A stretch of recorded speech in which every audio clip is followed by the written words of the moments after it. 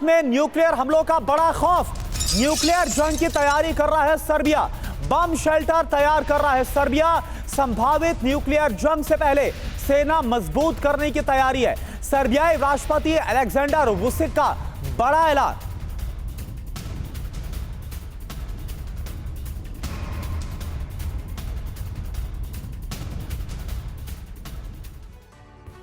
तो देखिए अब न्यूक्लियर जंग से खुद को कैसे तैयार किया जा रहा है। सर्बिया से जो खबर और तस्वीरें सामने आई हैं वो इसकी तस्दीक करती हैं। हुआ क्या है आइए आपको डिटेल में बताते हैं। यूरोपीय देशों में न्यूक्लियर हमलों का खौफ बढ़ता जा रहा है। बड़े पैमाने पर बॉम्ब शेल्टर तैयार कर रहा है सर्बिया। संभावित जंग से पहले सर्बियाई सेना खुद को मजबूत करने में जुटी है और मजबूत किया जा रहा है खुद को। फ्रांस से $3 अरब में 12 फाइटर जेट्स खरीद रहा है सर्बिया। पुतिन की धमकी को नजरअंदाज ना करे नाटो, ये कहा गया है सर्बियाई प्रेसिडेंट अलेक्जेंडर वुसिक की तरफ से। तो सर्बिया की तस्वीरें और तैयारियां भी आपके सामने हैं तिवारी जी। यानी कुल मिलाकर हालात जो हैं वो बेकाबू, आउट ऑफ कंट्रोल होते हुए ही नजर आ रहे हैं। जो बाइडेन अब जाने वाले हैं, डोनाल्ड ट्रंप अब आने वाले हैं। क्या आपको लगता है कि ट्रंप के आने के बाद इन स्थितियों में बड़े लेवल पर हम बदलाव देखेंगे या फिर हालात वहां तक पहुंच गए हैं जहां से पीछे कदम खींचना किसी के लिए भी मुश्किल होगा? समीर, जैसे बाइडेन ने जब टेक ओवर किया था तो अफगानिस्तान से विड्रॉ कर लिया था। अब जाने वाले भी हैं, ऐसा कन्फ्यूजन क्रिएट करके जा रहे हैं ताकि ये वॉर आगे बढ़ सके, एस्केलेट हो सके।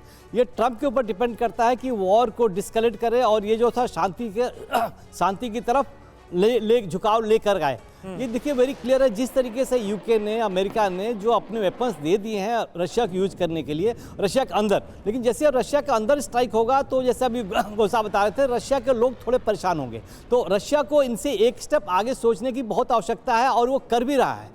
जिस तरीके से अभी घोष साहब बता रहे थे, उन्होंने पूरा घिराव कर रखा है न्यूक्लियर से, जिससे सबसे ज्यादा डर इंग्लैंड और फ्रांस को होगा। जो टैक्टिकल वेपन कम लोड का जो यूज अगर हुआ तो कम लोड का ही होगा। इसमें पहला अटैक होगा इंग्लैंड या फ्रांस में ही होगा, बिकॉज इन देशों को तो नाटो को क्रैक लाना, इन देशों के सिटीजन्स के अंदर जो एक डर की भावना पैदा करनी है, ताकि ये दोनों सरकारें नाटो से थोड़ी दूरी बना सके और नाटो कमजोर हो सके। ये कोशिश रशिया हमेशा करता रहेगा। लेकिन रशिया को अगर बार बार परेशान करेंगे, दोबारा अगर कुछ और वेपन्स दिया जिससे रशिया के अंदर अटैक हो, दैट विल बी एक लास्ट नेल होगी, जिस चक्कर में हो सकता है कि रशिया को ये एक इंपॉर्टेंट स्टेप, और ये एक स्टेप जो न लेना चाहता है लेकिन लेना पड़ेगा अपने सर्वाइवल के लिए।